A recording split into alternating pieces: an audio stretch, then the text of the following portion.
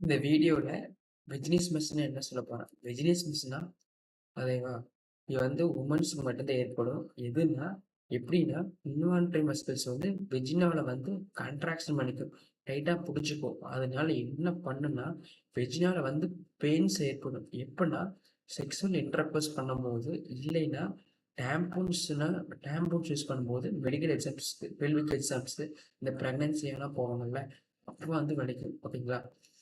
எப்போ tampons use பண்ணுவாங்கன்னா menstrual periods use பண்ணும்போது வரும்போது அந்த பீரியட்ஸ் அப்சர்வ் பண்ணுறதுக்காக டேம்பூன் யூஸ் பண்ணுவாங்க. ஓகேங்களா? இந்த சிம்டம்ஸ் விட எப்போ தெரியுமா?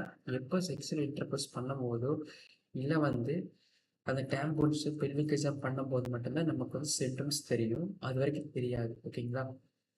இது எப்படி காசு ஆகுது அப்படின்னா அதாவது நம்ம நெகட்டிவாக ஆட்டிடியூட் வச்சுக்கோ செக்ஸுவலாக நெகட்டிவ் ஆட்டிடியூட் இருக்கும்போதோ இல்லை ஃபிசிக்கலாக ஏதோ அலர்ஜிஸ் இருக்கும்போதோ இல்லை ஹார்மோனலாக ஒரு இம்பேலன்ஸ் இருக்கும்போது ப்ரெக்னன்சி அப்போ இல்லைன்னா மெச்சுரல் சைக்கிள் அப்போ மட்டும்தான் இந்த மாதிரி கான்ட்ராக்ஷன்ஸ் ஏற்படும் அப்படின்னு சொல்கிறாங்க. ஓகேங்களா?